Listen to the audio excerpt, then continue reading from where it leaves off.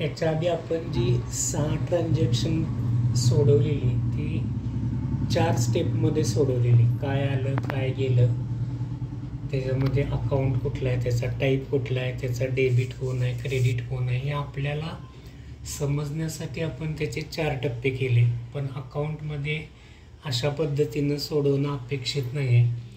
तर त्याचा एक प्रॉपर फॉर्मॅट आहे. त्या फॉर्मॅटमध्ये ही सगळे ट्रान्झॅक्शनचं डेबिट क्रेडिट बसलं पाहिजे.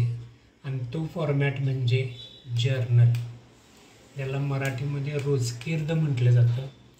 तर जर्नलचा फॉर्मॅट कसा आहे, इन द बुक्स ऑफ, म्हणजे कुणाच्या बिझनेसचं तुम्ही जर्नल मांडणार आहे, फॉर द पिरियड, म्हणजे कुठल्या महिन्याचा आहे, कुठल्या वर्षाचा आहे, तो पिरियड तिथं दिला जाईल. आणि कॉलम कशा आहेत, डेट, किती तारखेला तो व्यवहार झाला, पर्टिक्युलर म्हणजे तपशील, काय व्यवहार झाला ॲक्च्युली,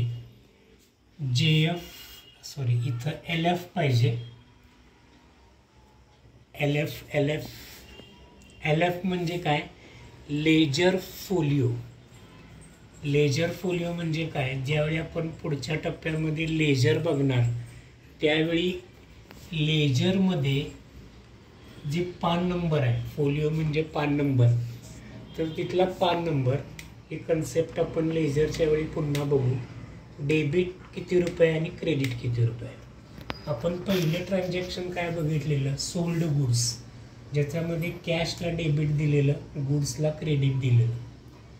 जर्नल मांडत असताना पर्टिक्युलर कॉलममध्ये कायम डेबिटच पहिला आलं पाहिजे. डेबिट बाजूला जो अकाउंट आहे तो कायम डेबिट पहिला.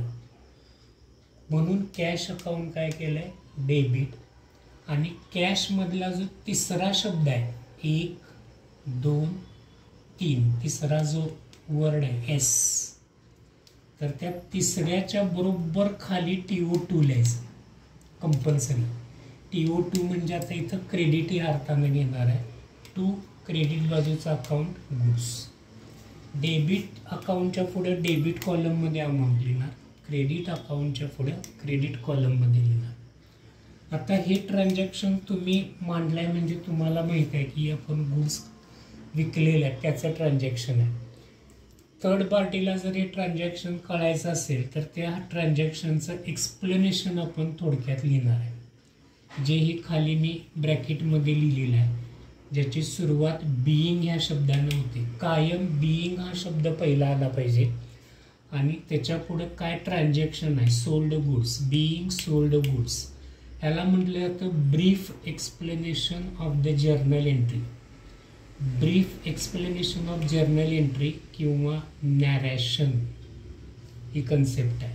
नॅरेशनची सुरुवात कायम बीइंग न होते आणि त्याच्या पुढं ट्रान्झॅक्शनचा ब्रीफमध्ये एक्सप्लेनेशन होतं. 2 नंबरला आपण ट्रान्झॅक्शन गेलेलं परचेस्ड गुड्स, ज्याच्यामध्ये गुड्स अकाउंट डेबिट होता, कायम डेबिट पहिला आला पाहिजे, क्रेडिट दुसऱ्यांदा आला पाहिजे. आणि त्याचं एक्सप्लेनेशन दिले सुरुवात बीइंग परचेस्ड गुड्स. तिसरं ट्रान्झॅक्शन आपण बघितलेलं कॅश रिसिव्ड फ्रॉम किरण, त्याच्यामध्ये डेबिटला कॅश होता, क्रेडिटला किरण होता, बीइंग कॅश रिसिव्ड. चौथं ट्रान्झॅक्शन आपण बघितलं कॅश पेड टू किरण, किरणला आपण पैसे दिले, ज्याच्यामध्ये डेबिटला किरण होता, क्रेडिटला कॅश होती, किरणला डेबिट, कॅशला क्रेडिट, बीइंग कॅश पेड. पाचवं ट्रान्झॅक्शन आपण बघितलेलं, त्यामध्ये रेंटला डेबिट दिलेलं, कॅशला क्रेडिट दिलेलं. नेहमी डेबिटला अकाउंट पहिला आला पाहिजे, rent account debit to cash, याचं नॅरेशन आहे बीइंग रेंट पेड.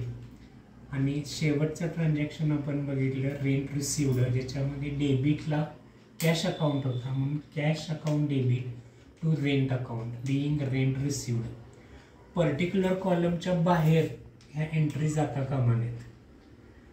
त्याच्यानंतर फायनली डेबिट आणि क्रेडिट या दोन्ही कॉलमची टोटल करायची, जी टोटल समानच आली पाहिजे. जेवढी डेबिट कॉलमची टोटल येते तेवढीच क्रेडिट कॉलमची टोटल यायला पाहिजे. आपण सुरुवातीपासून बेसिक कन्सेप्ट बघितला, टाइप्स बघितले, रूल्स बघितले, 6 एक्झाम्पल बघितली. त्या 6 एक्झाम्पलमध्ये जर्नलमध्ये आपण कन्व्हर्जन केलं. इथंपर्यंतचा जो बेसिकचा टप्पा आहे तो जर तुम्हाला समजला असेल तर आम्हाला कॉमेंटमध्ये जरूर सांगा. जर काही शंका असेल तर ते सुद्धा कॉमेंटमध्ये सांगा.